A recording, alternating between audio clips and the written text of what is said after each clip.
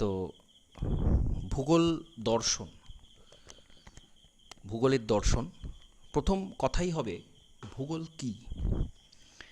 ভূগোল কি সেটা আমরা এখানে জানতে পারছি। জিওগ্রাফিক্যাল থট বা ভূগোলের দর্শন মানে ভূগোল কি, সবার আগে এটা আসছে। তো ভূগোল কি বলতে গিয়ে ভূগোলের শুরু কোথায় হলো, কোন সময় থেকে ভূগোলের শুরু হলো এবং ভূগোল বলতে কি বোঝায় সেটা আমরা এখান থেকে জানতে পাচ্ছি। বিভিন্ন ভৌগোলিক তারা বিভিন্ন কথা বলেছেন, ভূগোল হচ্ছে এই, ভূগোল হচ্ছে ওই, ভূগোল হচ্ছে সেই। তো তাদের এক একটা ধারণা, তাদের এক একটা ধারণাকে আমরা এক একটা দর্শন হিসেবে ভূগোলের মধ্যে দেখছি, যে ভূগোলে আলোচ্য বিষয়বস্তু এই হওয়া উচিত। ভূগোলে কেউ বলছেন ভূগোলে সমীক্ষা করা উচিত, ক্ষেত্র সমীক্ষা করা উচিত, ফিল্ডে নেমে সমীক্ষা করা উচিত। কেউ বলছেন ভূগোল শুধুমাত্র সামাজিক একটা বিজ্ঞান, প্রাকৃতিক বিজ্ঞান বা বিশ্লেষণধর্মী নয়। কেউ বলছেন ভূগোল সম্পূর্ণভাবে বিশ্লেষণধর্মী। কেউ বলছেন ভূগোলে মানুষের আলোচনাটা প্রাধান্য পাওয়া উচিত, অন্য কিছুর থেকেও, প্রাকৃতিক আলোচনার থেকেও মানুষের আলোচনা প্রাধান্য পাওয়া উচিত। কেউ বলছেন প্রাকৃতিক বিষয়বস্তুকে ব্যাখ্যা বর্ণনা করা সেটাই হচ্ছে ভূগোল। তো ভূগোল হচ্ছে কি আদতে, সেইটা জিওগ্রাফিক্যাল থটে আমরা জানতে পাচ্ছি, কখনো সেটা হিস্টোরিক্যালি জানতে পাচ্ছি, যে ঐতিহাসিকভাবে ভূগোলের বিবর্তন এবং বিভিন্ন ভৌগোলিক তারা কি বলতে চেয়েছেন, কোন সময়ের প্রেক্ষিতে বিভিন্ন সময়ে ভূগোলের আলোচনায় বিভিন্ন বিষয় উঠে এসেছে। তো সেটা হচ্ছে জিওগ্রাফিক্যাল থট। এটা কিছুই নয়, এটা হচ্ছে ভূগোল মানে কি, এটাই হচ্ছে প্রথম কথা, এটাই হচ্ছে শেষ কথা। ভূগোলের বিষয়বস্তুটা কি সেটাই হচ্ছে জিওগ্রাফিক্যাল থট। তো এটাকে আমরা ইতিহাসের একটা দৃষ্টিভঙ্গিতে আলোচনা করে থাকি, ঐতিহাসিক দৃষ্টিভঙ্গি, যে ভূগোলের উদ্ভবটা হচ্ছে এই সময় থেকে, সেই সময় থেকে ধীরে ধীরে ধীরে ধীরে ভূগোল কীভাবে বিবর্তিত হয়ে বর্তমান সময় পর্যন্ত এলো, সেটা হচ্ছে জিওগ্রাফিক্যাল থটের মূল বিষয়।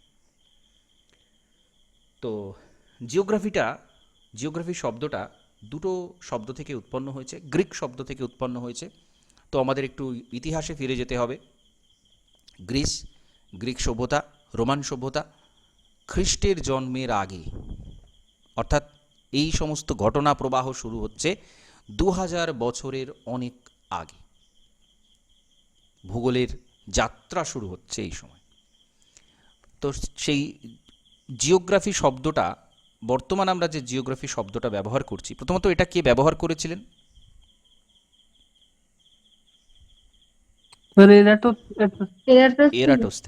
এরাটোস্থেনিস। জি এবং গ্রাফেন বা গ্রাফেন থেকে গ্রাফি,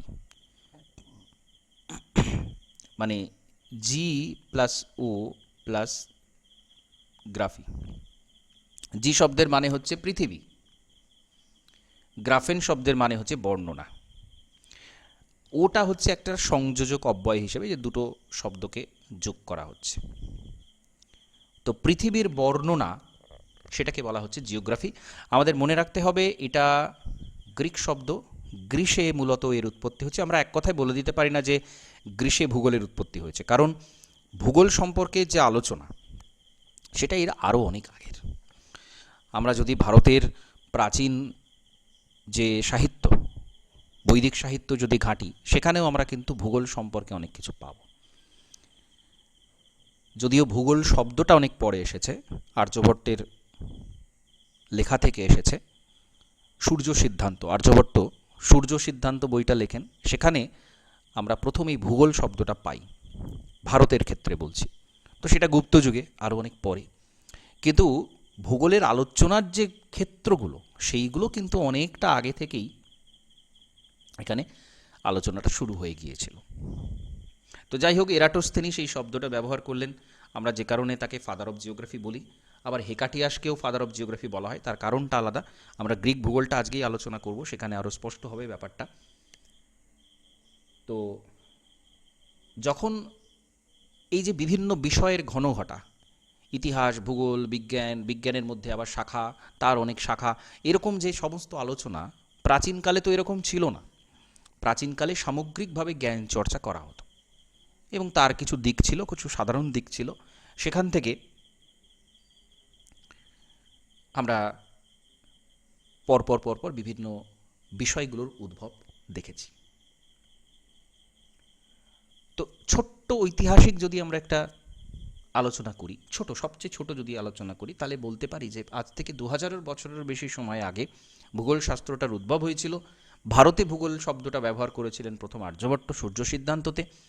এছাড়া পদ্মপুরাণ, পুরাণ, বৈদিক সাহিত্যের পরবর্তী বৈদিক সাহিত্যের সময় পুরাণ লেখা হয়, তো সেখানে পদ্মপুরাণে খগোল শাস্ত্রের কথা বলা আছে। খগোলটা কিন্তু জ্যোতির্বিজ্ঞান, ঠিক আছে? খগোল শাস্ত্র মানে হচ্ছে জ্যোতির্বিজ্ঞান, সেটা পদ্মপুরাণ রয়েছে। জ্যোতির্বিজ্ঞানটাও ভূগোলেরই একটা শাখা। তারপরে আধুনিক পর্যায়ে, যেটা ক্লাসিক্যাল জিওগ্রাফির শেষ পর্যায়ে ছিল, আলেকজান্ডার ভন হাম্বোল্ট আর কার্ল রিটার, এরা দুজনে, এদেরকে ফাদার অফ মডার্ন জিওগ্রাফি বলা হয়। Father of modern geography von Humboldt এবং কার্ল রিটার, যারা মধ্যযুগের একেবারে শেষ পর্যায়ের ভৌগোলিক যারা ছিলেন, ঠিক আছে? 1859-এ তাদের মৃত্যু হচ্ছে। ডারউইনের অরিজিন অফ স্পিসিস বইটা যে প্রকাশিত হচ্ছে, সেই সময় তাদের মৃত্যু হচ্ছে। তো তারপরে একদম যেটা আধুনিক ভূগোল, সেটা শুরু হয়ে যাচ্ছে। এবং ভূগোলের চর্চা কিন্তু চলছে 1888 নাগাদ সারা পৃথিবীর মধ্যে প্রথম ইংল্যান্ডের কেমব্রিজ বিশ্ববিদ্যালয়ে ভূগোল চর্চা শুরু হয়। বিশ্ববিদ্যালয় পর্যায়ে ভূগোল চর্চা এখানে শুরু হচ্ছে। এরপর আরও আদার্স বিভিন্ন বিশ্ববিদ্যালয় ভূগোলের প্রতিষ্ঠা হয়েছিল। এসপি চ্যাটার্জি, যাকে ভারতীয় ভূগোলের জনক বলা হয়, father of Indian geography, SP Chatterjee, father of Indian geography, তিনি প্রথম কলকাতা বিশ্ববিদ্যালয়ে 1953 কলকাতা বিশ্ববিদ্যালয়ে ভূগোল চর্চা ভারতের মধ্যে প্রথমে তিনি শুরু করেছিলেন। সেই জন্য ফাদার অফ ইন্ডিয়ান জিওগ্রাফি তাকে বলা হচ্ছে। তো এটা আমরা সংক্ষিপ্তভাবে বলতে পারি, এরকমভাবে এসেছে। তো সেই অ্যানসিয়েন্ট টাইম থেকে, প্রাচীন সময় থেকে ভূগোলটা কীভাবে বিবর্তিত হলো, সেটা আমরা কিন্তু এখানে ছোটোভাবে দেখে নেব। প্রাচীন সময় থেকে একেবারে ঐতিহাসিকভাবে কীভাবে বিবর্তিত হচ্ছে। তো ঐতিহাসিক যেটা আমরা এইমাত্র বললাম, যে 2000 বছরেরও আগে গ্রিক সভ্যতা, রোমান সভ্যতার যে সময়, সেইখানে ভূগোলের প্রথম উৎপত্তিটা হয়। গ্রিক জিওগ্রাফি, প্রথমে আমরা গ্রিক জিওগ্রাফি নিয়ে আলোচনা করব। Greek geography. তো ভূগোলের যে মূল ভাবনা চিন্তা, ঠিক আছে, এর আগে ভূগোল চর্চা হয়েছে, আলোচনা হয়েছে, কিন্তু সেটাকে একটা অর্গানাইজড ওয়েতে আলোচনা করা, তার যে সূত্রপাত, সেটা কিন্তু গ্রিসে হয়েছিল। গ্রিক পণ্ডিতরাই প্রথম বৈজ্ঞানিকভাবে যে ভূগোল বলে একটা শাস্ত্র, তার আলোচনা, সেটা তারাই শুরু করছে, এবং নামকরণটাও সেই গ্রিকরাই দিচ্ছেন। তো বিভিন্ন বিষয় পর্যবেক্ষণ করা, পরিমাপ করা এবং সাধারণীকরণ করা, জেনারেলাইজেশন, সেটা কিন্তু তারা করতেন বা করতে জানতেন বৈজ্ঞানিক পদ্ধতিতে। তো গ্রিসের যে ভূগোল চর্চার ধারা, সেটা দুরকম ছিল। একটা হচ্ছে সাহিত্যের মধ্যে ভূগোলের চর্চা, আর একটা ছিল গাণিতিক, গণিতের মাধ্যমে ভূগোলের চর্চা। যেমন ওডিসি, ইলিয়াড ওডিসি হোমার রচনা করেছিলেন। তো সেই ওডিসির মধ্যে তিনি বায়ু প্রবাহের বর্ণনা দিয়েছেন। খ্রিস্টের জন্মের আগে এগুলো ঘটছে, ভেবে দেখবেন 2000 বছরের আগে, তখন বায়ু প্রবাহের বর্ণনা এর মধ্যে পাচ্ছি আমরা।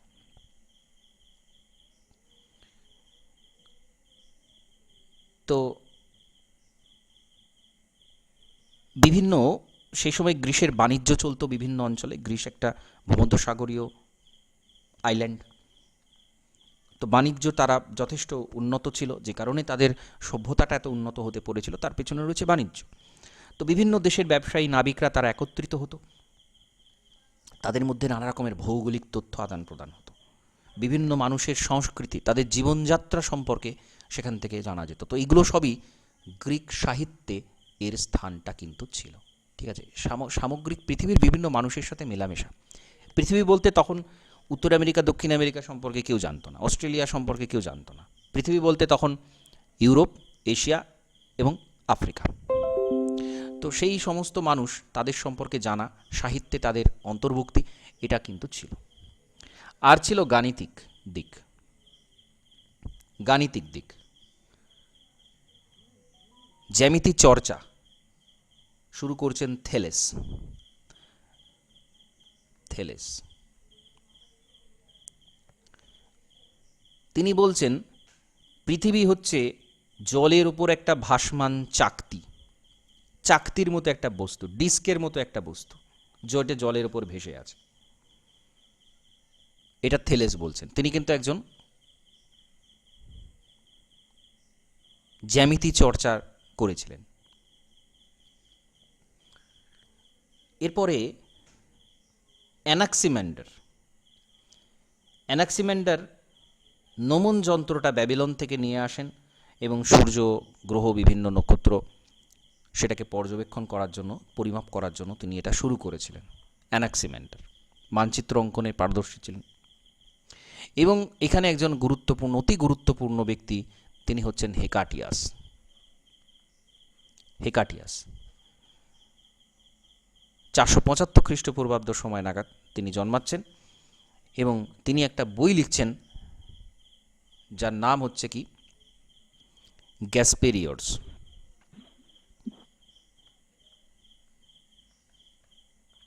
গ্যাসপেরিয়ডস, যার মানে হচ্ছে ডেসক্রিপশন অব দ্য আর্থ, পৃথিবীর বর্ণনা।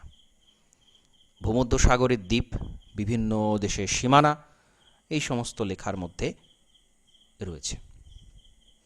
তো এই গ্যাসপেরিয়ডসে তিনি ইন ডিটেল অনেক কিছু লিখেছেন। এবং তিনি কবে জন্মাচ্ছেন, কেন সময়টা গুরুত্বপূর্ণ, 475 খ্রিস্টপূর্বাব্দ, খ্রিস্টের জন্মের প্রায় 500 বছর আগে তার জন্ম হচ্ছে। সেই সময়ে তিনি ভূগোলের যে, আমরা যেগুলো এখন বলি যে ভূগোলের আলোচ্য বিষয়বস্তু, এই বিভিন্ন দেশের বিভিন্ন রকম বর্ণনা, ব্যাখ্যা, সেটা তিনি তখন করে যাচ্ছেন। এবং এই গ্যাসপেরিয়ডসে অনেক কিছু ডিটেলে, কারণ তিনি নামটা কি দিচ্ছেন, গ্যাসপেরিয়ডস মানে description of the earth, description of the Greek নয়, ডেসক্রিপশন অফ দ্য আর্থ। অর্থাৎ তার বর্ণনার মধ্যে একটা বিপুলতা ছিল, একটা ব্যাপকতা ছিল, অনেক ডিটেলে তিনি অনেক কিছু লিখে গিয়েছিলেন, বিভিন্ন তথ্য তার বইতে পাওয়া যায়। এই কারণে এই দিক থেকে হেকাটিয়াসকেও কিন্তু ফাদার অফ জিওগ্রাফি বলা হয়। ফাদার অফ জিওগ্রাফি তাকেও বলা হয়, কারণ তিনি কিন্তু এরাটোস্থেনিসেরও অনেক আগেকার একজন ব্যক্তি।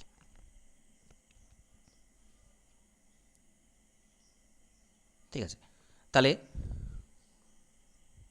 এটা হচ্ছে হেকাটিয়াসের কাজকর্ম। এবং এই গ্যাসপেরিয়ডস বইটা অবশ্যই মনে রাখবেন।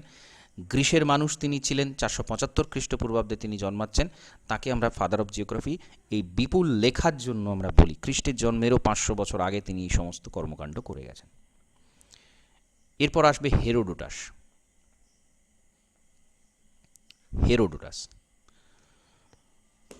তিনিও গ্রিক ব্যক্তি ছিলেন, তাকে আমরা ফাদার অফ হিস্ট্রি বলি, ইতিহাসের জনক বলি তাকে। তো তিনি কিন্তু একটা নতুন ধরনের দৃষ্টিভঙ্গি উপস্থাপন করেন এবং তার কথাটা খুব গুরুত্বপূর্ণ একটা তিনি কথা বলে যাচ্ছেন হেরোডোটাস। তিনি বলছেন all history must be treated geographically and all geography must be treated historically. এটা অতি গুরুত্বপূর্ণ কথা তিনি বলছেন। হেরোডোটাস অতি গুরুত্বপূর্ণ কথা বলছেন, সেটা কি, all history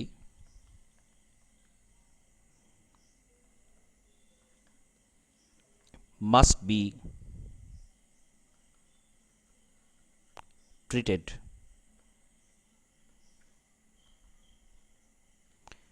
geographically and all geography must be treated historically.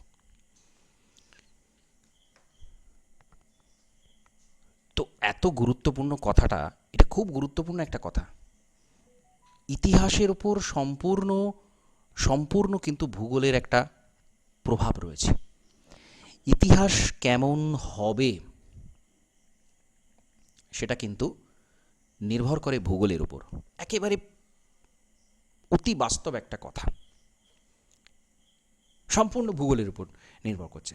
ভারতে ভারতে যে বিদেশি আক্রমণগুলো হয়েছে সেগুলো কোথা দিয়ে হয়েছে? আমরা যদি এই কথাটাকে বিশ্লেষণ করি, ভারতের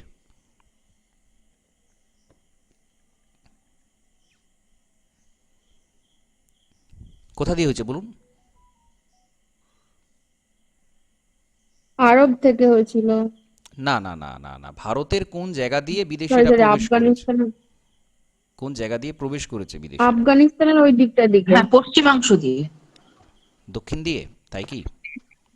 পশ্চিমাংশ আফগানিস্তানের ওই দিক দিয়ে। পশ্চিমাংশ তাহলে দিয়ে উত্তর ভারতের পশ্চিম। এই যে খাইবার পাস, ঠিক আছে, উত্তর এই পশ্চিমাংশ পশ্চিমে দিয়ে। এই যে সিন্ধু নদ, ঠিক আছে, সিন্ধুর যে উপনদীগুলো আমাদের, কারণ হিমালয় দিয়ে প্রবেশ করার কোনো জায়গাই নেই, এখান দিয়ে প্রবেশ করার কোনো জায়গাই নেই, উত্তর দিক দিয়ে প্রবেশ করার কোনো জায়গা নেই। উত্তর পশ্চিম দিয়েই কিন্তু তারা প্রবেশ করেছে, ঠিক আছে। আলেকজান্ডার যখন ভারত আক্রমণ করে, এই ঝিলাম নদীর কাছে যুদ্ধ হয়েছিল, হিদাসপিসের যুদ্ধ হচ্ছে ঝিলাম নদীর কাছে, পুরুষ সাথে যুদ্ধ হচ্ছে। তো এই সিন্ধু নদ পার করে ভারতে ঢোকার চেষ্টা করেছিলেন, যাই হোক পরে তিনি ঢোকেননি, আসেননি। তো এটা তাহলে এই ঐতিহাসিক কারণের পেছনে ভৌগোলিক কারণ রয়েছে, ভূগোল ছাড়া হয় না ইতিহাস। আবার আমরা দেখব যে ষোড়শ মহাজনপদ যেটা ছিল, ষোড়শ মহাজনপদের মধ্যে সবথেকে শক্তিশালী কোন মহাজনপদটা ছিল? মনে আছে, বলতে পারবেন? মগধ। মগধ। মগধ। মগধ কেন শক্তিশালী হলো? মগধই কেন শক্তিশালী হলো? বাকি 15টা মগধের জিওগ্রাফিক্যাল লোকেশনের জন্যই। কোথায় কোথায় এক্সপ্লেন করে বলুন একটু, কেন?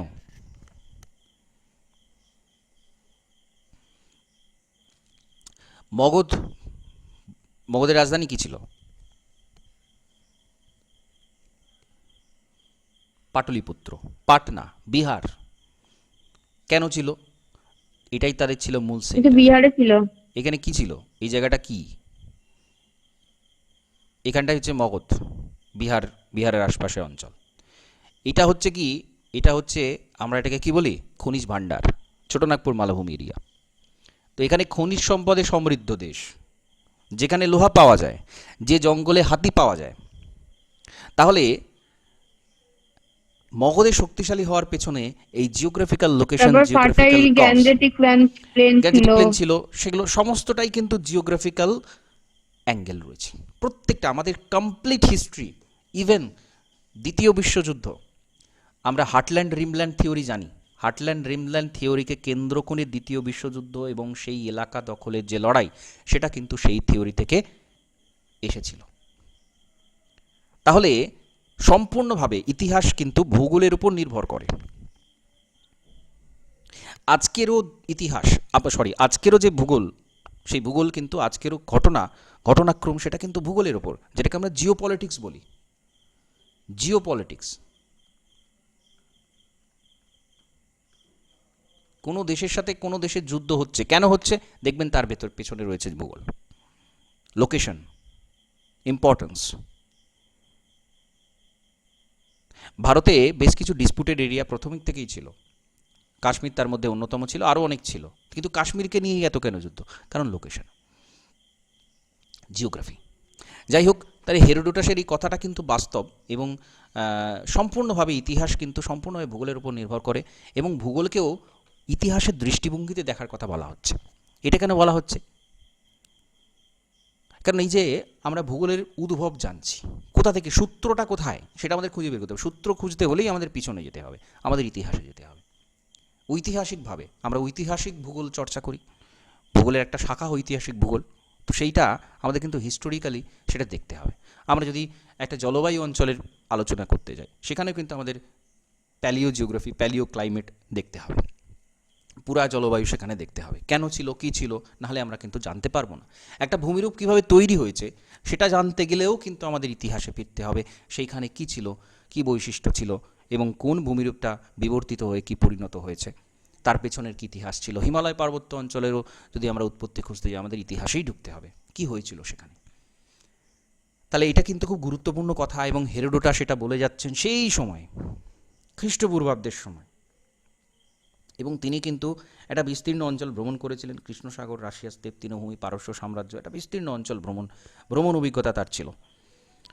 এবং আমরা জানি নীলনদ সম্পর্কে তিনি অনেক কিছু বলে গেছেন। নীলনদের যে ফার্টাইল ল্যান্ড, মিশরকে তিনি নীলনদের দান বলছেন, এরকম সব অনেক কিছু তার ভৌগোলিক বিশ্লেষণ ছিল, এবং ইতিহাসেও তার কিন্তু একটা বিরাট বড় প্রভাব রয়েছে। তো এইটা খুব গুরুত্বপূর্ণ একটা বিষয়। এবারে তারপরে আর একজন দার্শনিক আসছেন, প্লেটো।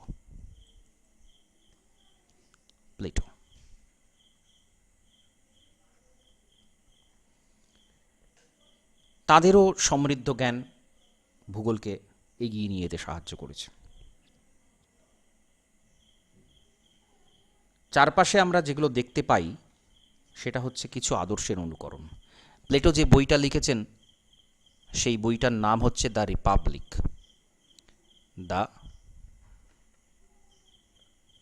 রিপাবলিক।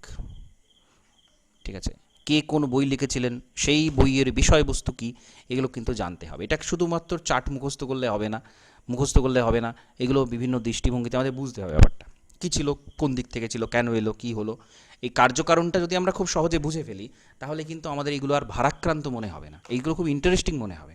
যে সত্যি ভূগোলের এত প্রাচীন সময়ে ভূগোলকে এত সুন্দরভাবে বর্ণনা করে গেছেন এই সমস্ত ব্যক্তিত্ব, যারা ভূগোলকে সমৃদ্ধ করেছেন, তাদের সম্পর্কে আমরা জানছি কেন? কারণ তাদের মাধ্যমে কিন্তু ভূগোল সমৃদ্ধ হয়েছে সেই প্রাচীন সময় থেকে। তো তিনি একটা ইউটোপিয়ার কথা বলেছেন।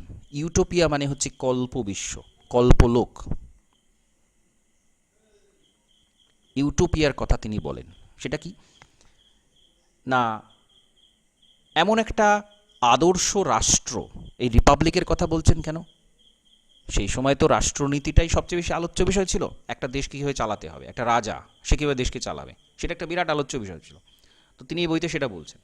এমন একটা রাষ্ট্র, এমন একটা শহর যার চারিদিকে দেওয়াল দিয়ে ঘেরা থাকবে, যার পাশে সমুদ্রে থাকবে, এবং শহরের বাইরে চাষের জমি থাকবে, সেখান থেকে লোকের খাদ্যের যোগান আসবে, এবং সেখানে 3টে শ্রেণী থাকবে শহরে। অভিভাবক শ্রেণী যারা শাসন করবে, যোদ্ধা শ্রেণী যারা বাইরের আক্রমণ থেকে রক্ষা করবে, আর শ্রমজীবী মানুষ যারা খাদ্য উৎপাদন করবে, ঘরবাড়ি তৈরি করবে। এইটা তো এটা হচ্ছে তার একটা কল্পনা। এখন দেখুন, এটা বহু বহু পুরাতন, কিন্তু এটা থেকে কতজন কত রকমের ধারণা নিয়েছে। যে একটা শহর, সেই শহরকে কেন্দ্র করে বিভিন্ন বলয় থাকবে, কোথাও চাষাবাদ হবে, কোথাও একটা সেন্ট্রাল জায়গা থাকবে যেখান থেকে তাকে কেন্দ্র করে শাসন কাজ চালানো হবে। এই ধারণা কিন্তু বহু মানুষ পরবর্তীকালে গ্রহণ করেছেন, বিভিন্ন মডেল তৈরি হয়েছে এর ভিত্তিতে। তো তার ভিত্তি ছিল এটা, এবং তিনি সেই রিপাবলিকে এরকম একটা কল্পনা প্রসূত নগর, আদর্শ রাষ্ট্রকে কল্পনা করেছেন। সেটা কিন্তু এখানে আসছে। তো ভূগোলেও বহু বিভিন্ন জন তারা কিন্তু তার এই ধারণাগুলো পরবর্তীকালে কাজে লাগিয়েছেন।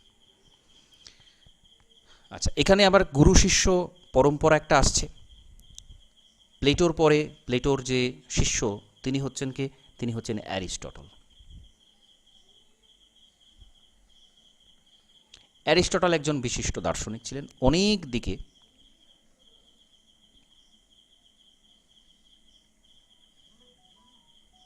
তার কিন্তু বহুবিধ দিকে তার বিস্তার ছিল। বিভিন্ন বিষয়েতে আমরা অ্যারিস্টটলের নামটা কিন্তু পাই। তার মতে সব কিছু, প্রকৃতির সব কিছু তারা কিন্তু একটা আদর্শ অবস্থায় পৌঁছানোর চেষ্টা করছে।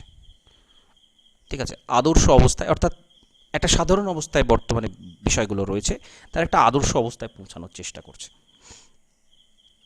তিনি বলছেন যে বিশ্বব্রহ্মাণ্ডের একজন সৃষ্টিকর্তা রয়েছেন, এবং পরিবর্তনের মধ্য দিয়ে বিষয়গুলো একটা আদর্শ অবস্থায় পৌঁছাবে সমস্ত কিছু।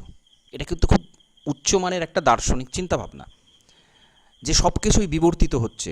এখানে কিন্তু বিবর্তনবাদ তখনও আসেনি, ডারউইন বহু বহু পরে এসেছেন, কিন্তু এখানে তিনি একটা বিবর্তনবাদের ছোঁয়া রাখছেন কি বিশ্বব্রহ্মাণ্ডের সব কিছু একটা আদর্শ অবস্থায় পৌঁছানোর চেষ্টা করছে।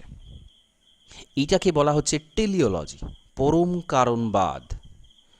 ঠিক আছে,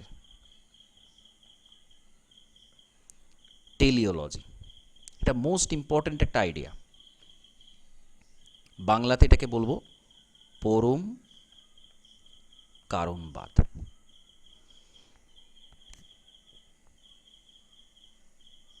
সমস্ত কিছু পরিবর্তনের মধ্য দিয়ে একটা আদর্শ অবস্থায় পৌঁছাবে। সেটা একটা মানুষ হতে পারে, সেটা একটা সমাজ হতে পারে, সেটা একটা দেশ হতে পারে। সেই দেশটা কিন্তু আলটিমেটলি, সেটা যত সময় লাগুক, একটা সময় বিবর্তিত হয়ে হয়ে হয়ে হয়ে সে একটা আদর্শ জায়গায় পৌঁছাবে, একটা চরম উৎকর্ষতায় পৌঁছাবে। এটা উনি বলছেন। অ্যারিস্টটল যদিও এই টেলিওলজির কথা বলেছেন, কিন্তু পরে বৈজ্ঞানিক ব্যাখ্যার জন্য তিনি লজিকের কথা বা যুক্তির কথা বলেছিলেন।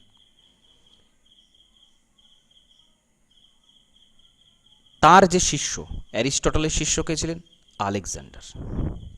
Alexander the great. আলেকজান্ডার।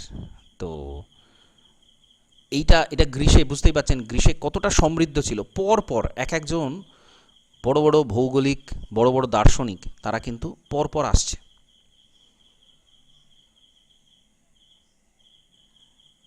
আলেকজান্ডারের কথা সকলে জানেন, বিশ্বজয়ের তিনি বেরিয়েছিলেন। যাই হোক, এরপরে হিপোক্রিটাস।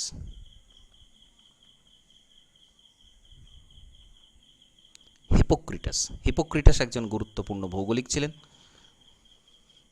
তার মতে পরিবেশের সাথে সেইখানকার অধিবাসীদের একটা সম্পর্ক, অতি নিবিড় একটা সম্পর্ক রয়েছে।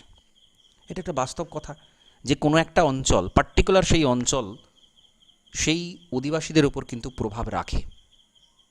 এক একটা অঞ্চলের বিশেষ, এখানে তিনি অঞ্চল বলতে এক্সপ্লেন করেননি, কিন্তু আমরা জানি যে জলবায়ু, সেই অঞ্চলের জলবায়ু, সেই অঞ্চলের ভূপ্রকৃতি, এই সমস্তটা কিন্তু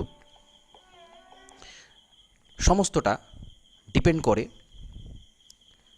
সেইখানকার অধিবাসীরা কেমন হবে, সেটাকে কিন্তু পুরোপুরি নিয়ন্ত্রণ করে, কন্ট্রোল করে এই বিষয়টা। ওকে, তো হিপোক্রেটাস সেটা বলে যাচ্ছেন। আচ্ছা, এরপরে এরাটোস্থেনিস আসছেন। এরাটোস্থেনিস গ্রিসের উপনিবেশ সাইরিনে জন্মগ্রহণ করে। এরাটোস্থেনিস কথা আমাদের আলাদা করে জানতেই হবে, কারণ তাকে আমরা ভূগোলের জনক বলছি। এরাটোস্থেনিসের আমরা কিন্তু সময় অনুসারে আলোচনা করছি। এরাটোস্থেনিস কিন্তু একদম তার আগে কিন্তু এতজন ভৌগোলিক পরপর ছিলেন, যাদের আমরা ভৌগোলিক বলছি, যারা ভূগোলকে সমৃদ্ধ করে গেছেন, তার আগে কিন্তু এই সমস্ত ব্যক্তিত্ব তারা কিন্তু ছিলেন। তার এরাটোস্থেনিস কিন্তু তার পরে আসছেন।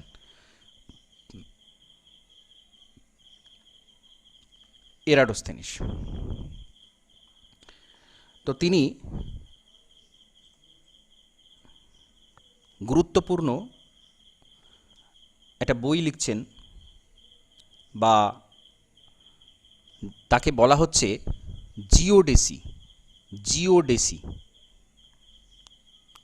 জিওডেসির জনক। জিওডেসি কি? বাংলাতে বলছি ভূ আকৃতিবিদ্যা। পৃথিবী, সূর্য, চন্দ্র এদের দূরত্ব পরিমাপের চেষ্টা করেছেন। নিরক্ষরেখার দৈর্ঘ্য এবং পরিধি তিনি মাপছেন। পৃথিবী গোলাকার সেটা তিনি বলছেন। তো এই সমস্ত বৈজ্ঞানিক ধ্যান ধারণার জন্যই তাকে কিন্তু আমরা ভূগোলের জনক বলছি। তিনি কিন্তু সেই সময় এইসব ধারণা বলছেন, পৃথিবীর আকৃতি বলে যাচ্ছেন গোলাকার। তিনি ক্যালকুলেশন করে নিরক্ষরেখার দৈর্ঘ্য, দূরত্ব, সূর্যচন্দ্রের দূরত্ব সব পরিমাপ করছেন। তো আকৃতি, ঠিক আছে, বিভিন্ন ধরনের যে আকৃতি, সেই আকৃতিবিদ্যা সেটা কিন্তু তিনি তৈরি করে যাচ্ছেন। তো জিওডেসি, তাকে জিওডেসির জনক বলা হয়, এটা কিন্তু মনে রাখতে হবে। তো তিনি একুমেন কথাটা ব্যবহার করছেন। Ecumene the habitable part of the earth, মানুষ্য বসবাসযোগ্য পৃথিবী, সেটার বর্ণনা তিনি দিয়েছেন। যে কতটা এলাকাতে মানুষ বসবাস করছে। উত্তর মেরু থেকে আপ টু দক্ষিণে শ্রীলঙ্কা, অর্থাৎ তৎকালীন সময়ে যতটা পৃথিবী সম্পর্কে জানা ছিল সেটা তিনি বলছেন। শ্রীলঙ্কা পশ্চিমে আটলান্টিক মহাসাগর থেকে পূর্বে বঙ্গোপসাগর পর্যন্ত এটা হচ্ছে একুমেনের এরিয়া, অর্থাৎ পৃথিবীর বসবাসযোগ্য স্থানের এরিয়া হচ্ছে এতটা, এটা তিনি বলছেন। ঠিক আছে, তো অক্ষাংশ দ্রাঘিমা বৈজ্ঞানিকভাবে তিনি নির্ণয়ের চেষ্টা করেছিলেন। ঠিক আছে, তাহলে এটা হচ্ছে এরাটোস্থেনিসের ভূমিকা। অনেক কিছু তিনি করেছেন বোঝা যাচ্ছে, এবং সম্পূর্ণটাই বৈজ্ঞানিকভাবে তিনি করেছেন, কোনো ভুলভ্রান্তি নয়। থেলেসের মতো তিনি চ্যাপ্টা পৃথিবী বলেননি, গোলাকার বলেছেন। যাই হোক, এরপরে আসবে হিপারকাস।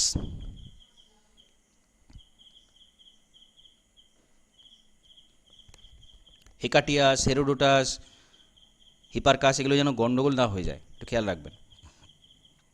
তো যাই হোক, তিনি অক্ষরেখার ভিত্তিতে পৃথিবীকে কয়টা জলবায়ু অঞ্চলে ভাগ করেছেন। অক্ষরেখার ভিত্তিতে তিনি জলবায়ু অঞ্চলে পৃথিবীকে ভাগ করে ফেললেন। তো সমতল কাগজের উপরে এই ত্রিমাত্রিক পৃথিবীকে আঁকার পদ্ধতি, সেটা কিন্তু তিনি আবিষ্কার করেছিলেন। তিনি বলেছিলেন কিভাবে এটা করা যাবে।